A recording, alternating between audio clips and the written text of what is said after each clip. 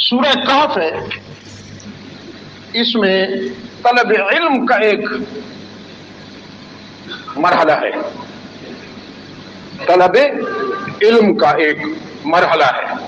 اللہ نے اپنے رسول، اپنے کلیم حضرت موسیٰ سے کہا کہ میں نے اپنے ایک بندے کو کچھ رموز سکھائے ہیں، علمناہ من لدنا علما۔ وہ جو کہتے ہیں نا علم لدنی، وہ کیا ہوتا ہے؟ جو کسی استاد سے نہ سیکھا جائے، براہ راست اللہ کا کرم ہو جائے، جو رب العزت کی طرف سے حاصل ہو جائے۔ تو علمناہ من لدنا علما، ہم نے اپنے ایک بندے کو محض اپنے کرم سے کچھ رموز سکھائے ہیں، کچھ اسرار سکھائے ہیں۔ تو کلیم اللہ نے عرض کیا یا اللہ میں اس سے ملوں؟ فرمایا کیوں نہ ملو؟ تو آ گئے۔ مختصر کر رہا ہوں، حضرت کس کے پاس؟ ہاں، اس لیے میں نے آپ سے پوچھا، خضر نہیں ہے، خضر ہے، ہے پر زبر، صاد پر زیر، یہ زاد ہے یا لعاد ہے؟ کچھ حضرات کہتے ہیں لعاد پڑھنا چاہیے،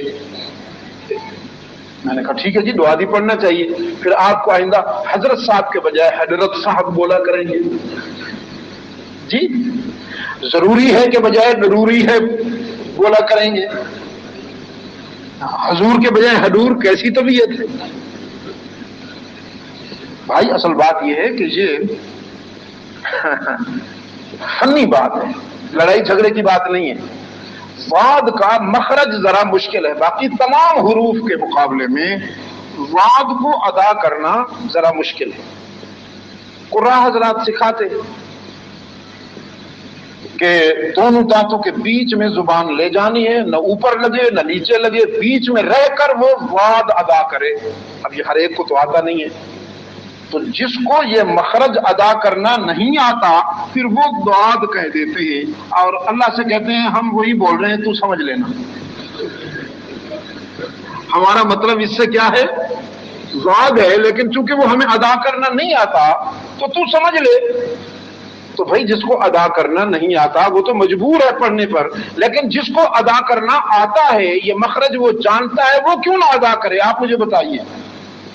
تو یہ لڑائی جھگڑے کی بات نہیں ہے، یہ خالصتاً فنی بات ہے۔ تو یہ کہاں سے چل پڑی تھی بات؟ حضرت موسیٰ علیہ السلام، خضر، را ساکن، ضاد کے نیچے زیر اور خے کے اوپر زبر، خضر، سیدنا خضر۔ یہ عبداللہ ہیں، قرآن کریم نے اتنی اطلاع دی ہے کہ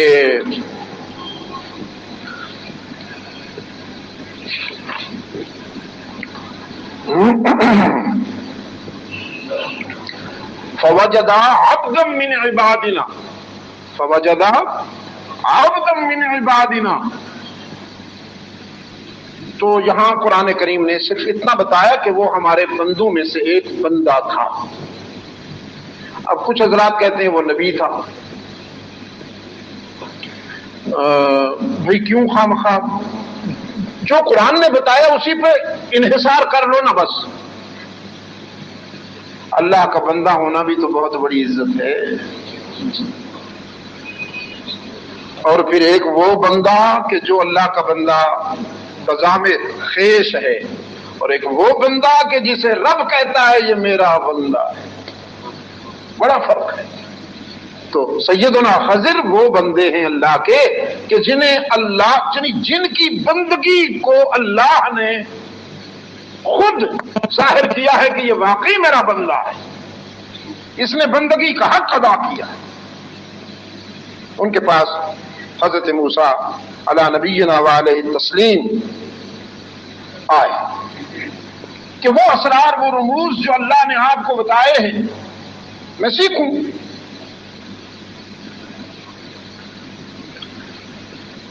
سیدنا خضر نے حضرت موسیٰ کا استقبال کیا، انہیں خوش آمدید کہا، ملے۔ جو تکریم اس وقت ہوا کرتی وہ کی، اس کے بعد فرمایا کیسے تشریف لائے؟ فرمایا قال له موسى هل اتبعك على ان تعلمني مما علمت رشدا۔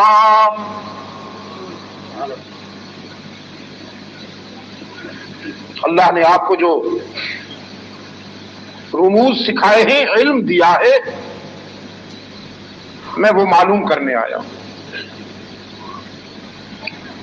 قال انك لن تستطيع معي صبرا۔ سیدنا خضر نے فرمایا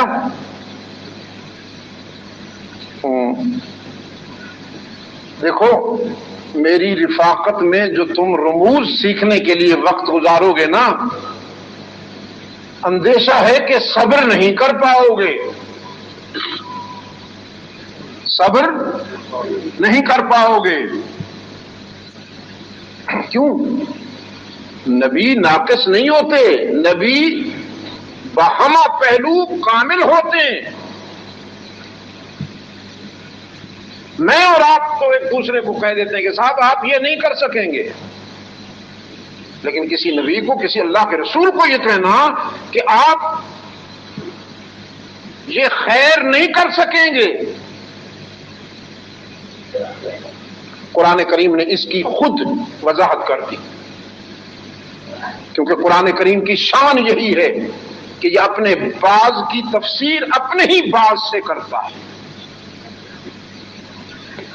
کیف تصبر علی ما لم تحط به خبرا۔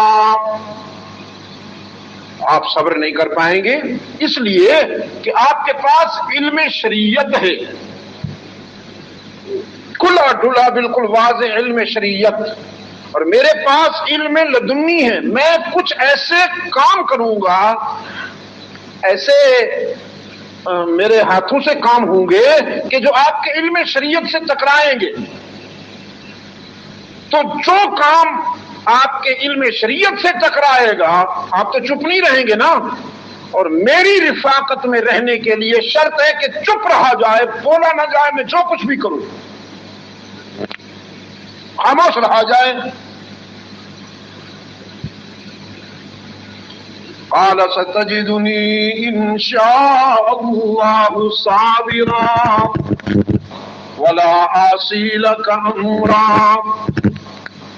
کلیم اللہ نے فرمایا اگر میرے رب نے چاہا تو آپ مجھے صابر پائیں گے، میں آپ کے حکم عدولی نہیں کروں گا، کوشش کروں گا کہ آپ کے توقعات پر پورا اتروں، لیکن اس حد تک جس حد تک میرے رب نے چاہا، کیونکہ میں جو کچھ کروں گا وہ میرے بس کی بات نہیں، میرے رب کے بس میں۔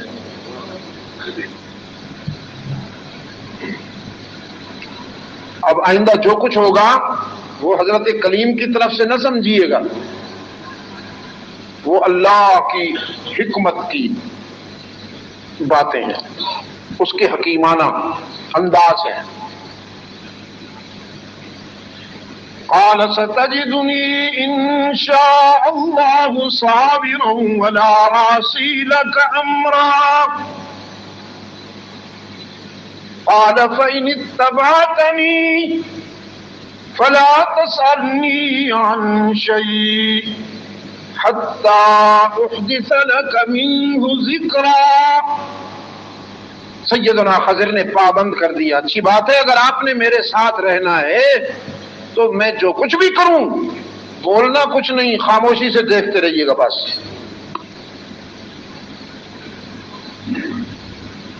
فرمایا انشاءاللہ، سیدنا کلیم نے فرمایا اگر میرے رب نے چاہا۔ فانطلقا، چل پڑے دونوں، حتی اذا رکبا فی السفینہ، ایک ندی کو عبور کرنے کے لیے کشتی میں بیٹھے، کشتی میں وہ جو کشتی کے ملاح تھے، ملاح بوٹ مین، کشتی چلانے والے، سیدنا خضر سے واقف تھے کہ وہ لوکل بزرگ تھے نا، مقامی بزرگ تھے، جانتے تھے ان کو. لیکن حضرت موسیٰ علیہ السلام کی بھی انہوں نے عزت کی، تکریم کی کہ یہ ہمارے مہمان ہیں.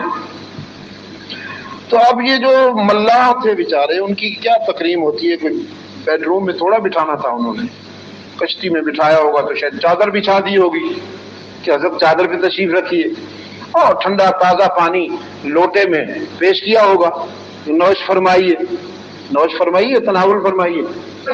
پانی کے لیے کیا ہونا چاہیے؟ خیر، ساتھ میں یہ بھی کیا کہ دونوں سے کرایہ نہیں لیا. ملاحوں نے ان دونوں بزرگوں سے کرایہ نہیں لیا، فری میں سفر کرایا. لیکن دوران سفر ہارا کہا، حضرت خضر اٹھے اور کلہاڑی وہیں جو ان کی کشتی میں پڑی تھی وہ احتیاطاً ساتھ رکھتے ہیں، کبھی کوئی لکڑی کاٹنا پڑ گئی، کبھی کوئی ضرورت پڑ گئی، کشتی کی اصلاح کے لیے کوئی پیچ ویچ ٹھوکنا پڑا، وہی کلہاڑی اٹھا کر انہوں نے انہی کی کشتی کو توڑنا شروع کر دیا. حضرت کلیم بڑے غور سے دیکھتے رہے. اتنی تو بیچاروں نے عزت کی، اس قدر تو انہوں نے تکریم کی، کرایہ تک نہیں لیا. اب ہم جزاک اللہ کے سوا تو ان کو اور کوئی صلہ نہیں دے سکتے. کشتی توڑ رہے ہیں ان کی، چلو ایک دو ضربے لگائیں گے بس ہو جائیں گے، لیکن وہ تو توڑتے چلے جا رہے ہیں، توڑتے چلے جا رہے ہیں. تو اب حضرت کلیم نے فرمایا اخرقتها لتغرق اهلها لقد جئت شيئا امرا. حضرت یہ جس ٹہنی کو آپ توڑ رہے ہیں، اسی ٹہنی پر، اسی شاخ پر ہم بیٹھے ہوئے ہیں. اگر یہ غرق ہو جائے گی تو ہم بھی اسی میں غرق ہو جائیں گے. یہ کیا کر رہے ہیں آپ؟ کیوں توڑ رہے ہیں یہ کشتی؟ تاکہ یہ غرق ہو جائے اور ہم بھی اس کے ساتھ غرق ہو جائیں.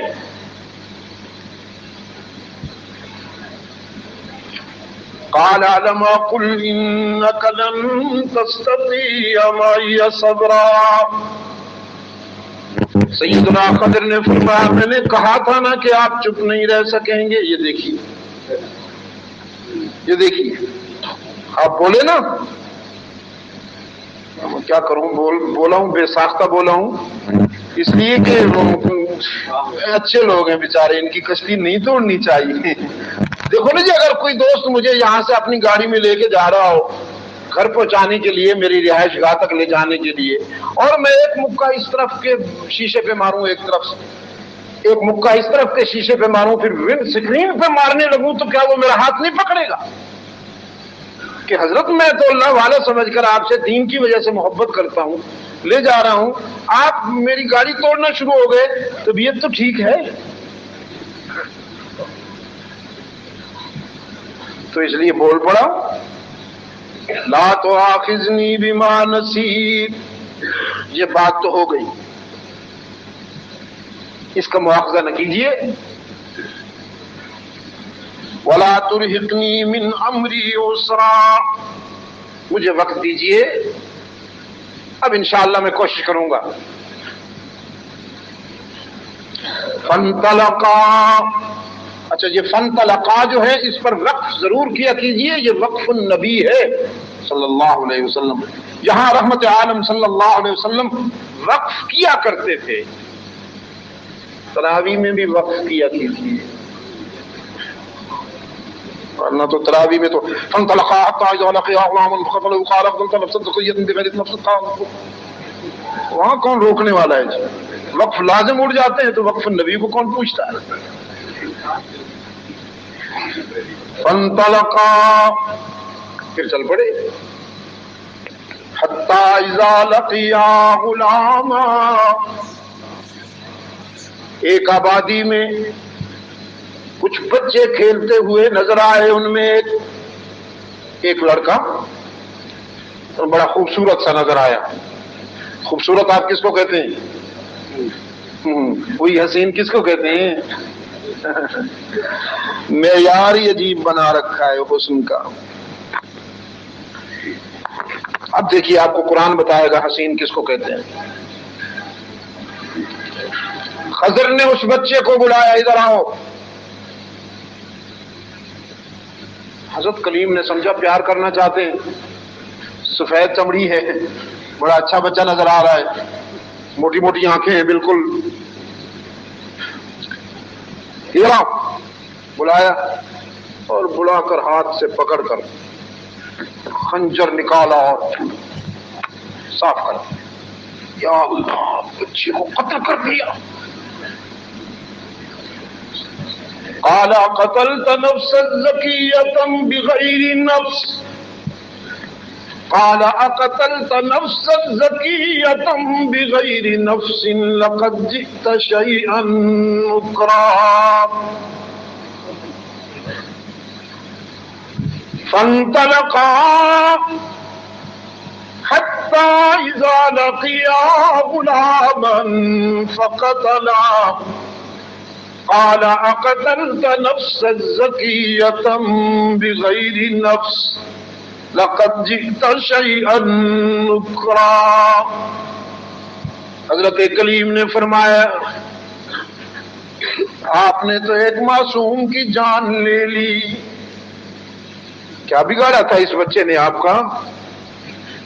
بہت تکلیف ہوئی یہ منظر دیکھ کر.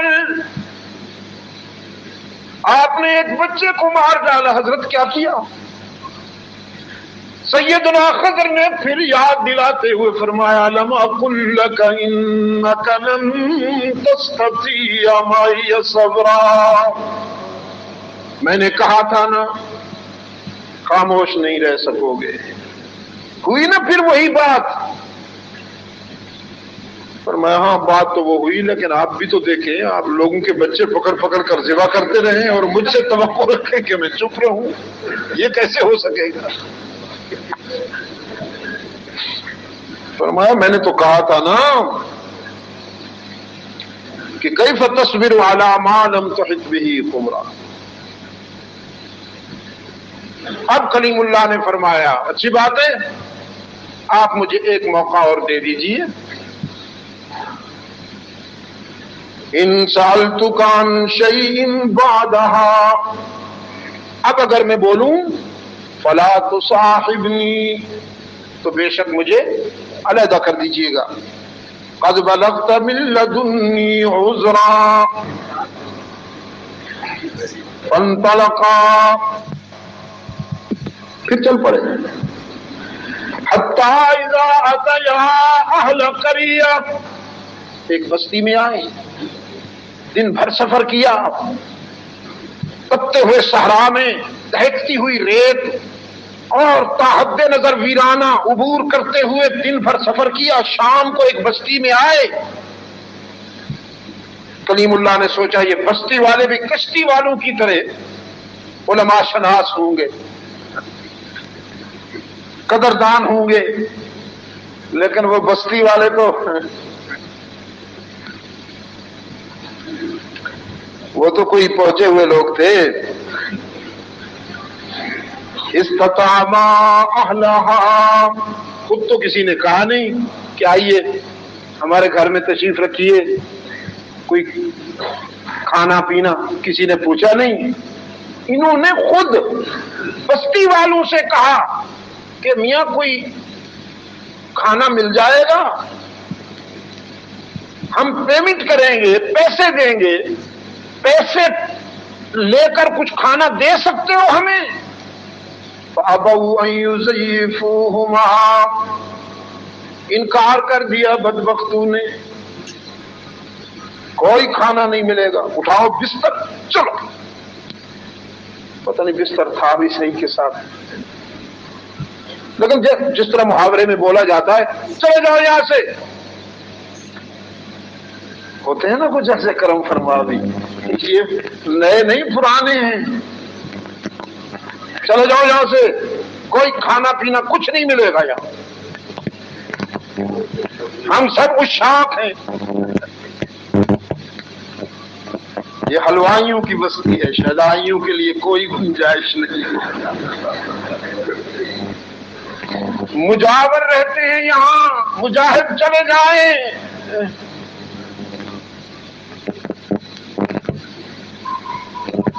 حضرت کلیم طبیعت میں جلال تو عمدہ، طبیعت میں جلال تو آیا کہ ان سب کی طبیعت صاف کر دوں، لیکن یاد آیا آخری چانس ہے، آخری موقع ہے۔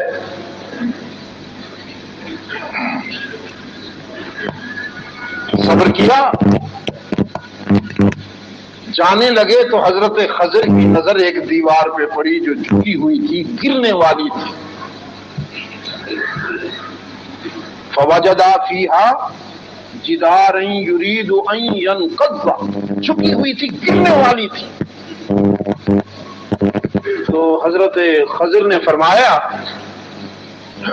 چادر رکھ دی، فرمایا کہیں سے پانی لاؤ نا، پانی لاؤ کہیں سے، پتھر بھی اٹھا کے لاؤ۔ کیوں حضرت؟ ہمیں تو حکم اخراج ہے، شہر چھوڑ دو۔ فرمایا ہم یہ دیوار بنائیں گے، پھر جائیں گے۔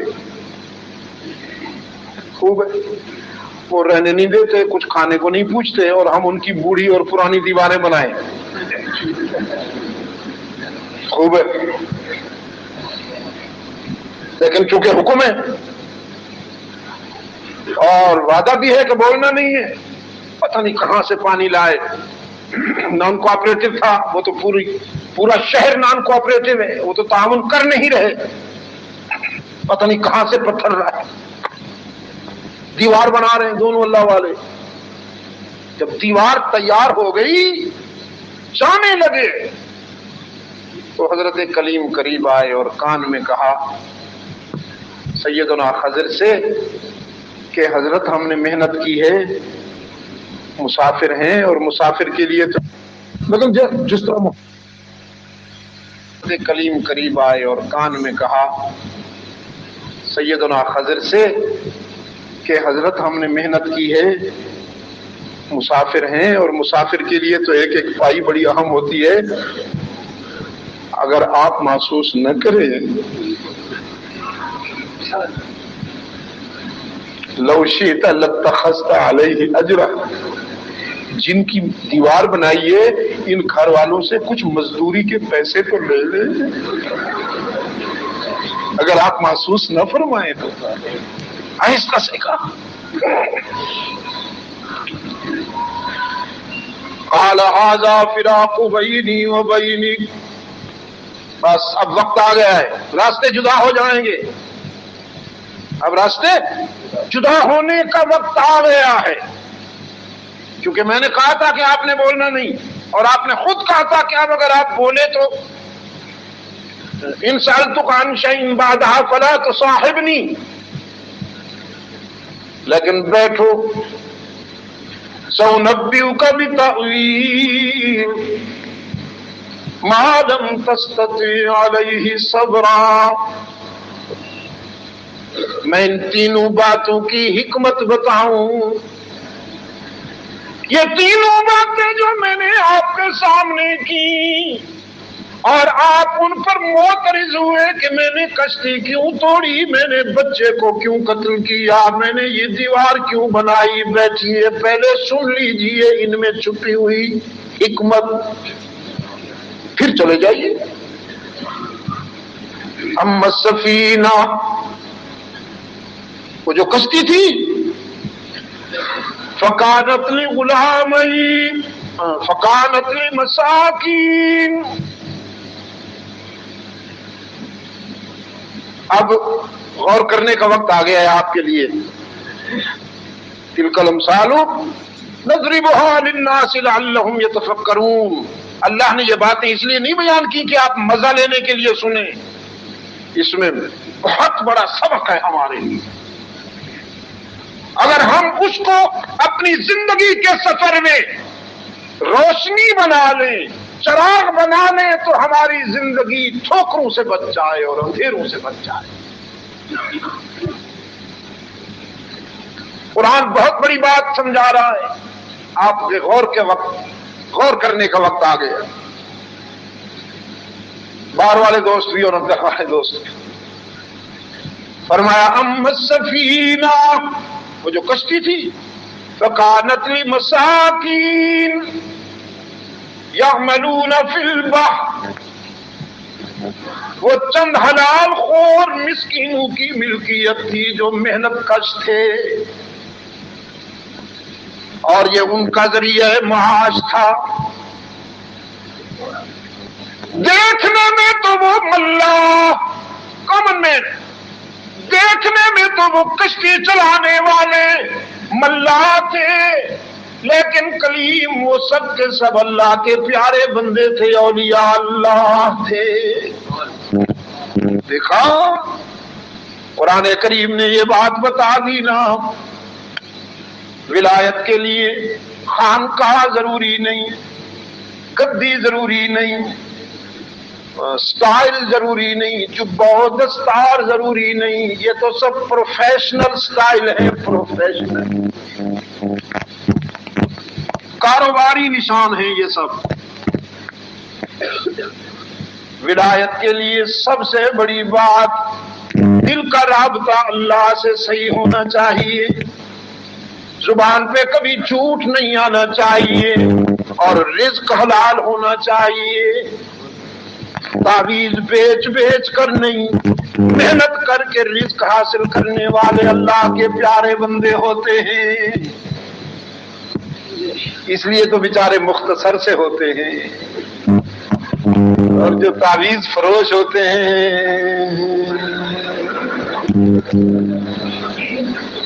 لینڈ کروزر بھی دور سے دیکھ کے پناہ مانگتی ہے، یا اللہ اس بلا سے بچانا،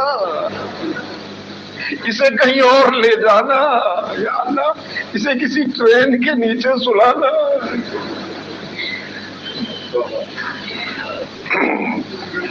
چربی کا پہاڑ لگتے ہیں کمبر. ہاں، اور محنت کش کبھی آپ کو موٹا نہیں ملے گی، توگ نہیں ملے گی آپ کو کسی مزدور کی. یہ دیکھیے اس سے بڑھ کر کیا چیز ہوگی جو میری بات کے لیے سند بن سکے. علماء کو دعوت دیتا ہوں، حلقہ رسالت میں مجھے کوئی ایک بھی شخص دکھا دو جس کی توگ نکلی ہوئی. کسی ایک صحابی کو آپ غیر متوازن جسم والا بھی نہیں پائیں گے، اس لیے کہ وہ سب کے سب مجاہد بھی تھے اور محنت کش.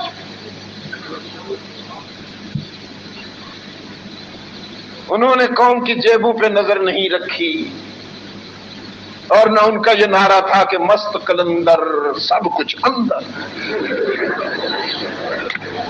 دم نہ دھوکا نہ غم، کمائیں گے احمد کھائیں گے ہم.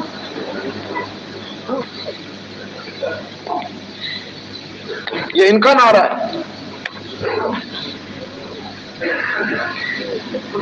تو ولی اللہ کون ہوتا ہے بھائی؟ یاد کر کے جاؤ گے نا میری بات، بھول جاؤ گے.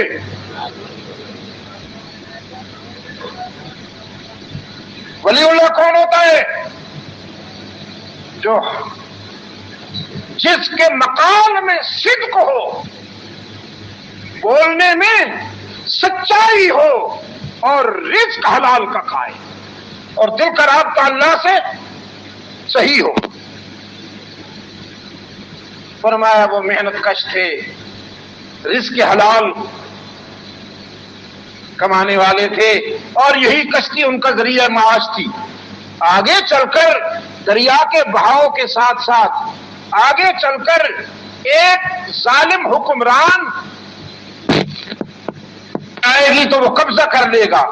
اللہ کو یہ بات پسند نہ تھی کہ میرے بندوں کا یہ معاش کا ذریعہ ان کے ہاتھوں سے چھن جائے.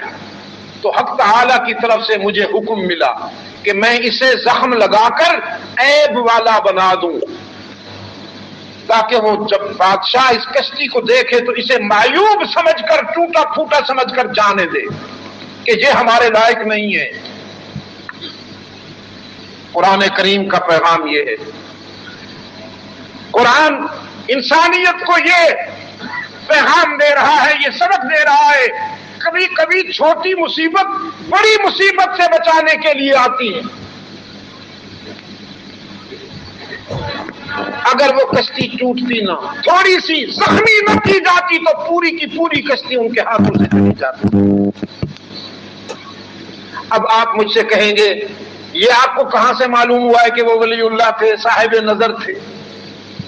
میں نے کہا ہے نا کہ وہ اولیاء اللہ تھے، قرآن نے تو کہا ہے نا لمساکین، اما السفینۃ فکانت للاولیاء نہیں، فکانت لعباد اللہ نہیں، اما السفینۃ فکانت لمساکین۔ تو شاہ صاحب یہ آپ نے کہاں سے لے لیا کہ وہ اولیاء اللہ تھے؟ میں نے یہاں سے لے لیا کہ حضرت کلیم اللہ تو بمشیت ایزدی بولے کہ اخرجتھا لتغرق اہلھا لقد جئت شیئا امرا، وہ تو بمشیت ایزدی بولے، لیکن وہ ملا جن کی کشتی تھی وہ کیوں نہیں بولے؟ وہ چپ رہے، نہ خضر کا ہاتھ روکا، اور نہ جب وہ جانے لگے تو ان سے آگے بڑھ کے پوچھا کہ آپ نے کشتی تو توڑ دی لیکن ہمیں بتائیے تو صحیح کہ کیوں توڑی، قصور کیا تھا ہمارا، کس غلطی کی سزا ملی؟ پوچھا انہوں نے، روکا ہاتھ خضر کا۔ اسی سے پتہ چلتا ہے کہ وہ صاحب نظر تھے اور اللہ والے تھے۔ اگر وطن والے ہوتے تو ہاتھ روکتے، پوچھتے کہ آپ ہمارا نقصان کر رہے ہیں، ایسا کیوں کر رہے ہیں؟ وہ اہل نظر تھے، اس لیے سب کچھ دیکھنے کے باوجود چپ رہے کہ بظاہر تو نقصان والا کام ہو رہا ہے لیکن ایک صاحب نظر کے ہاتھوں سے ہو رہا ہے، تو اس نقصان میں بھی ہمارے لیے ہمارے رب کی طرف سے خیر ہی خیر ہے۔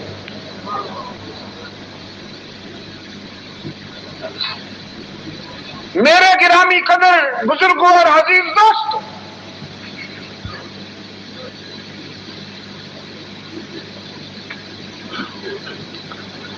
قرآن کریم نے فرمایا عسیٰ ان تحبوا شیئا وہو خیر لکم وعسیٰ ان تکرہوا شیئا وہو شر لکم۔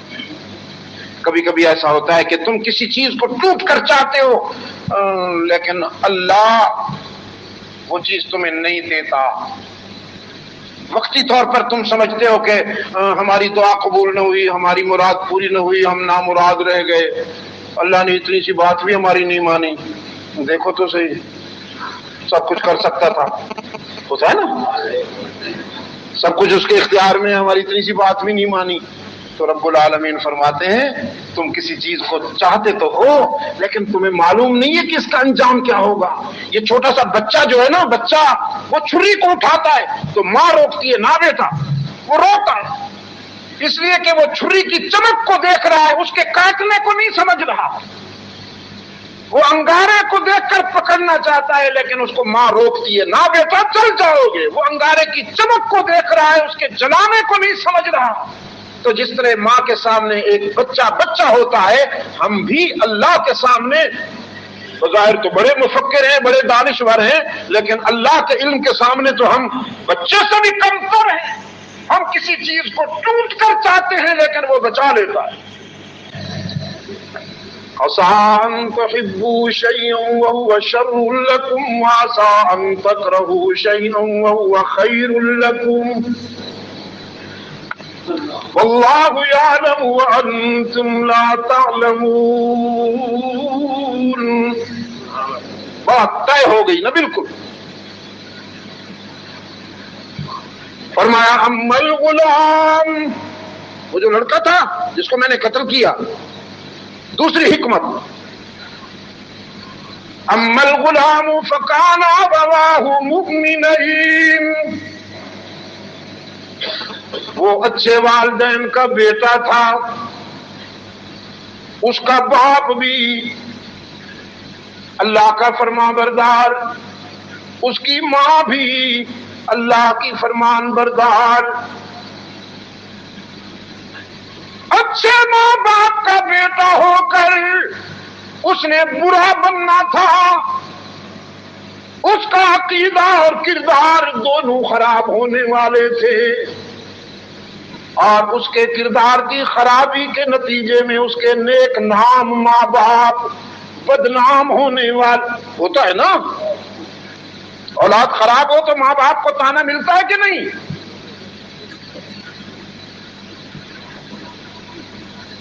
رب العالمین نے فرمایا میرا تو کچھ نہیں بگڑتا، ساری دنیا بھی اگر انکار کر دے مجھے ماننے سے کچھ نہیں بگڑتا، لیکن میرے دو بندے یہ نیک نام ہیں، میں ان کی بدنامی نہیں پسند کرتا۔ اس سے پہلے کہ یہ لڑکا جوان ہو کر اپنے اعمال بد کے خنجر سے اپنے والدین کی نیک نامی کو تباہ کر دے، مجھے حکم ہوا کہ موذی کو ایذا سے پہلے ہٹا دو۔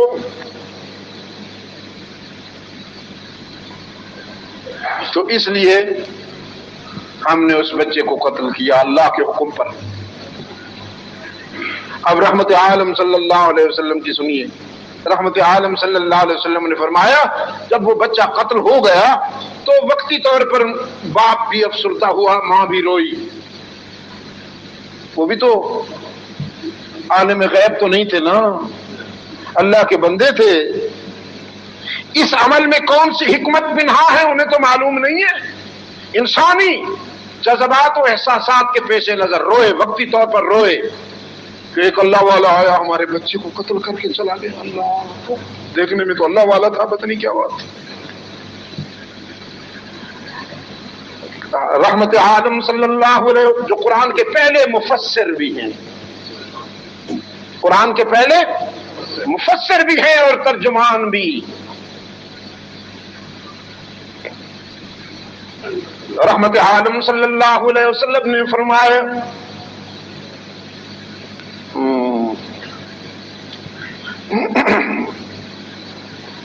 وہ ہے نا فَأَرَدْنَا أَن يُبْدِلَهُمَا رَبُّهُمَا خَيْرًا مِّنْهُ زَكَاةً وَأَقْرَبَ رُحْمًا۔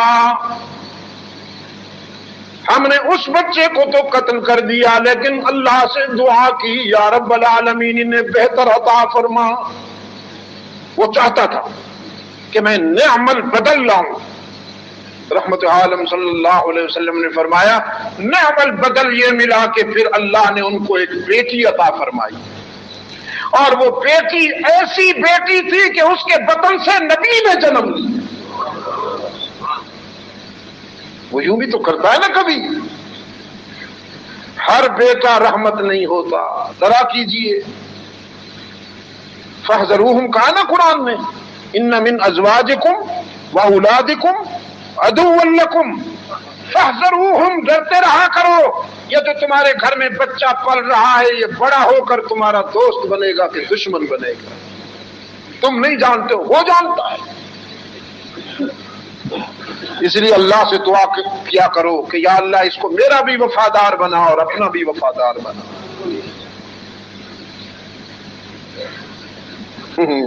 سنایا کرتا ہوں ڈھاکہ میں ہمارے حاجی صاحب،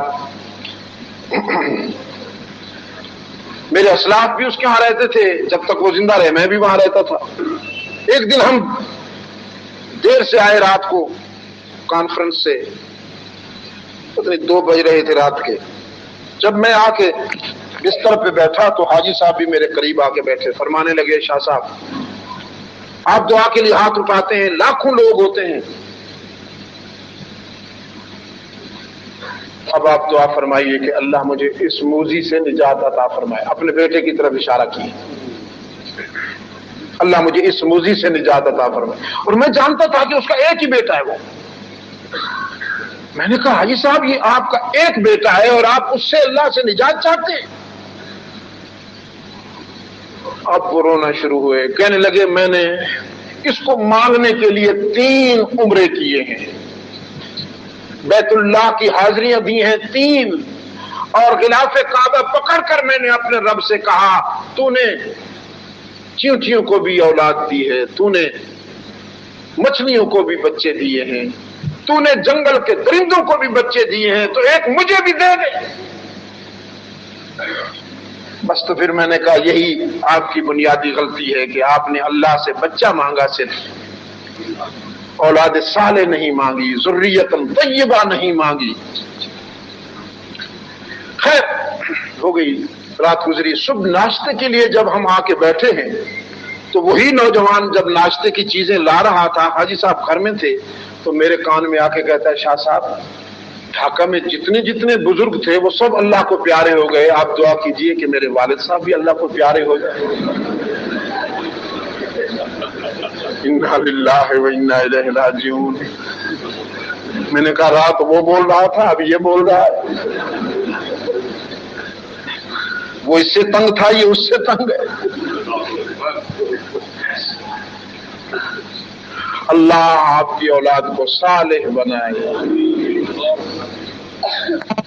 مجھے اجازت دیجیے، میرا دل کر رہا ہے، میں دل سے آپ سے یہ درخواست کروں کہ اپنے بچوں کو قرآن سے وابستہ کر دیجیے۔ خدا کی قسم وہ ان کی زندگی بھی سنور جائے گی، آپ کے لیے بھی دعا گو رہیں گی، پوری زندگی دعا گو رہیں گی۔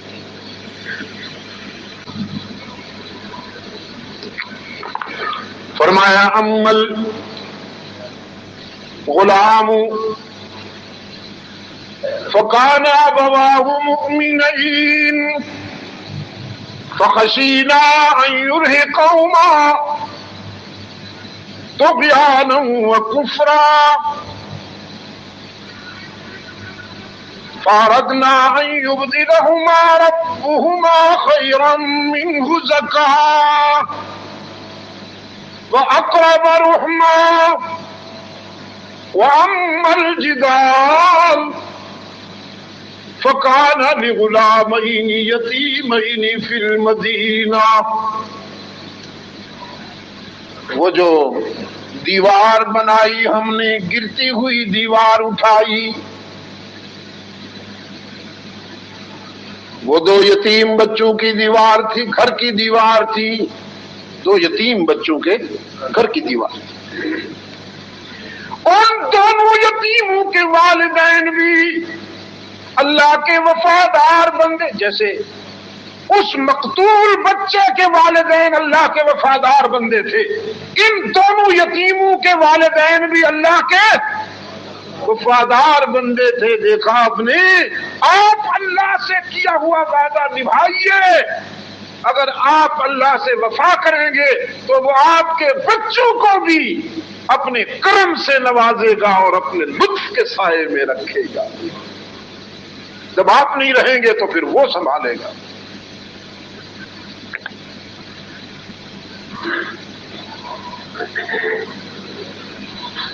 وَكَانَ تَحْتَهُ كَنْزٌ لَهُمَا، اس دیوار کے نیچے خزانہ تھا، خزانہ، کنز۔ وَكَانَ أَبُوهُمَا صَالِحًا،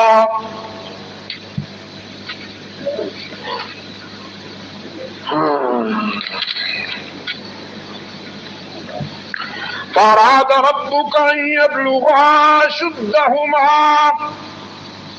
وہ دیوار گرنے والی تھی، اگر دیوار گرتی تو خزانہ ظاہر ہو جاتا، ضائع ہو جاتا، بلکہ ظاہر ہو کر ضائع ہو جاتا، اور تیرے رب کو یہ بات پسند نہ تھی۔ اس کی مرضی یہ تھی کہ یہ دو بچے جوان ہو کر اپنے باپ کا دفینہ، اپنے باپ کا یہ خزانہ سنبھالے۔ اس لیے مجھے حکم ہوا، رب العالمین کی طرف سے مجھے حکم ہوا کہ میں اس دیوار کو دوبارہ کھڑا کر دوں۔ وہ خزانہ کیا تھا؟ سونا تھا، جواہرات تھے۔ میں نے قرآن کریم کا مطالعہ کیا، تفاسیر کا مطالعہ کیا، اتنا قیمتی کون سا خزانہ ہے جس کی حفاظت کا یہ اہتمام ہو رہا ہے کہ اللہ کا ایک رسول اور دوسرا اللہ کا برگزیدہ بندہ دیوار بنا رہے ہیں، اس خزانے کی حفاظت کے لیے گرتی ہوئی دیوار کو دوبارہ کھڑا کر رہے ہیں۔ وہ خزانہ کیا ہے جس کی حفاظت اللہ کو اتنی محبوب ہے؟ جبکہ قرآن کریم نے فرمایا کم ترکوا من جنات وعیون، ایسے تو کئی گزرے انسانی تاریخ میں ایسے کئی گزرے جنہوں نے حدائق سجائے، باغات بنائے، محلات بنائے، پھر چھوڑ کر چلے گئے، اور وہ ان کے مساکن، وہ ان کے محلات، وہ بلڈنگیں نشان عبرت بن کر اپنے مکین کی یادیں لے کر کھڑی ہوئی ہیں کہ نوشیروان کے در پہ لکھا تھا بآب زر، نوشیروان کے در پہ لکھا تھا بآب زر، اس منزل غریب کے ساکن کہاں گئے، اور غرور تھا، نمود تھی، ہٹو بچوں کی تھی صدا۔ ہاں ہوتے ہیں نا جی نمبر بنانے والے، بیچارے کرائے کے نعرے باز، ہٹ جاؤ جی، ارے ہم تمہارے ساتھ ہیں، ہم تمہارے ساتھ، پھانسی پہ چڑھ جاؤ جی، ہم تمہارے ساتھ ہیں۔ یہ بیچارے کرائے کے لوگ ہوتے ہیں۔ غرور تھا، نمود تھی، غرور تھا، نمود تھی، ہٹو بچوں کی تھی صدا، اور آج تم سے کیا کہوں، لحد کبھی پتا نہیں، کم ترکوا من جنات وعیون، ایسے تو کئی گزرے جو سجائے ہوئے محلات چھوڑ کر چلے گئے، باغات چھوڑ کر چلے گئے، ان کے ویران محلات اور ان کے بوسیدہ باغات اپنے مکینوں کے لیے عبرت کا نشان بنے ہوئے ہیں، زندہ رہنے والوں کو بتا رہے ہیں کہ سب کچھ چھوڑ کے جانا ہے۔ وہ کون سا خزانہ ہے، وہ کنز کون سا ہے جس کی حفاظت کے لیے یہ اہتمام ہو رہا ہے من جانب اللہ؟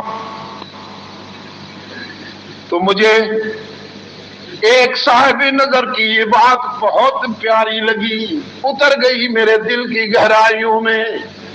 پتہ ہے وہ خزانہ کیا تھا؟ ایک تختی تھی، اس پہ لکھا ہوا تھا لا تشرک باللہ۔ میرے بچوں، زندگی کے سفر میں اللہ کے ساتھ کسی کو شریک نہ بنانا۔ وہی خزانہ تھا جو لقمان نے اپنے بیٹے کے لیے چھوڑا۔ وَإِذْ قَالَ لُقْمَانُ لِابْنِهِ وَهُوَ يَعِظُهُ يَا بُنَيَّ لَا تُشْرِكْ بِاللَّهِ إِنَّ الشِّرْكَ لَظُلْمٌ عَظِيمٌ۔ وہی خزانہ تھا جو سیدنا یعقوب نے اپنے بیٹوں کے لیے چھوڑا۔ ام کنتم شہداء اذ حضر یعقوب الموت اذ قال لبنیہ ما تعبدون من بعدی قالوا نعبد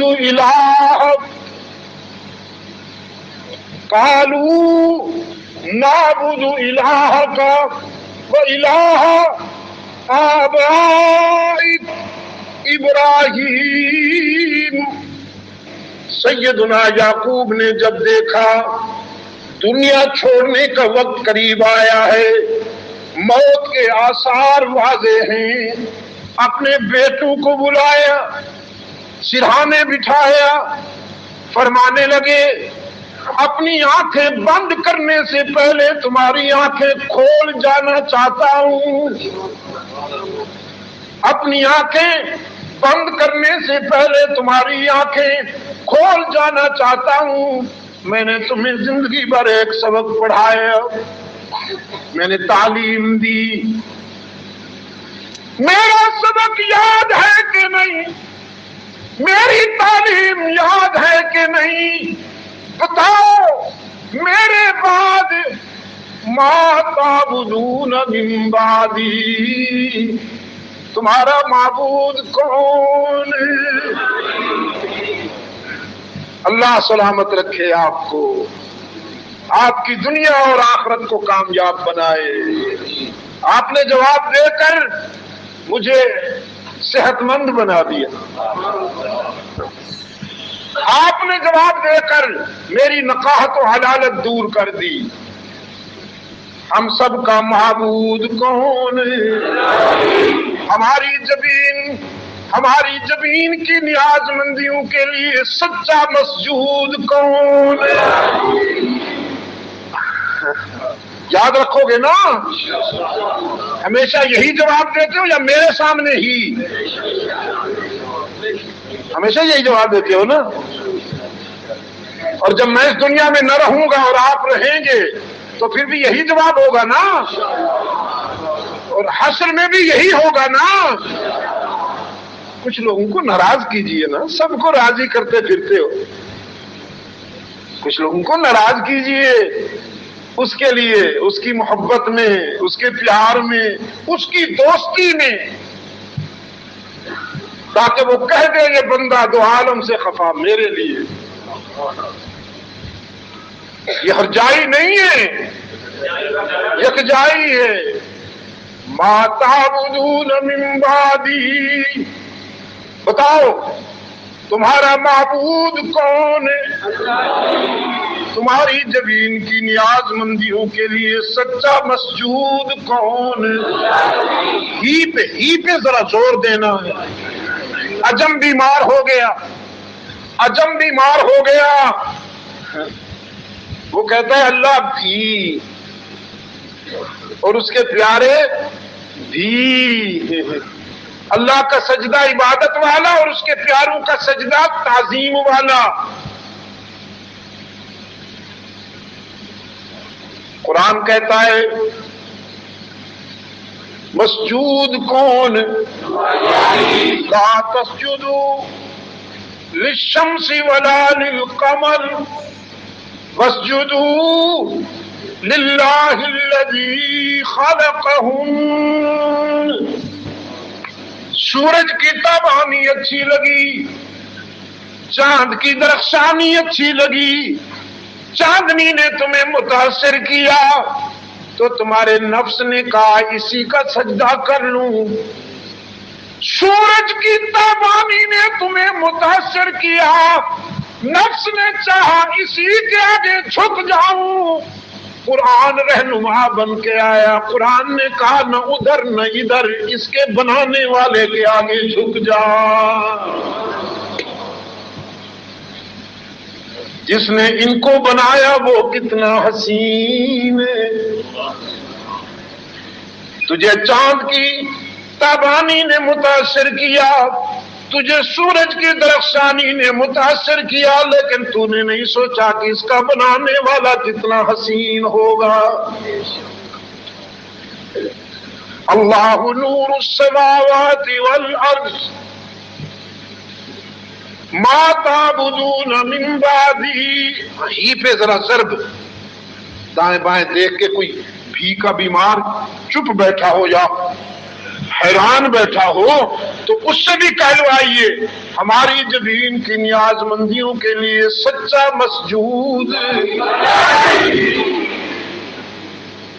ہماری زمین کی نیاز مندیوں کے لیے سچا مسجود ہر جگہ موجود، علام الغیوب، کار ساز و دستگیر، حاجت روا و مشکل کشا، عزت دینے والا، بیماریاں دور کرنے والا، تانا دیے بغیر معاف کر دینے والا۔ باقی جہاں جاؤ گے لوٹے جاؤ گے، کراچی کے مظلوموں، کراچی کے مظلوموں، جہاں جاؤ گے لوٹے جاؤ گے۔ آستانے سجے ہوئے ہیں، جھنڈیاں رنگین ہیں، چادریں قیامت خیز ہیں، بروکیٹ ساری وہیں جاتی۔ جھنڈیاں رنگین، چادریں حسین، اور بیٹھے ہوئے ہیں